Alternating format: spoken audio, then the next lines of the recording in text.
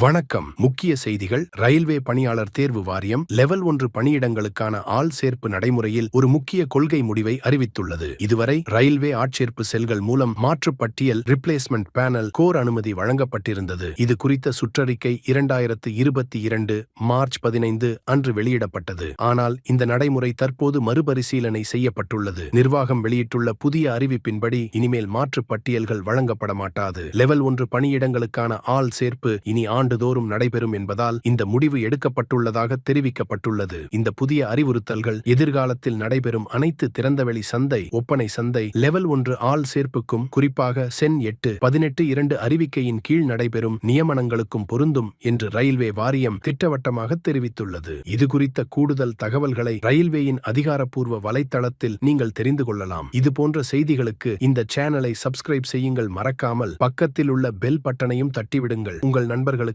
Share செய்யுங்கள். நன்றி, வணக்கம்.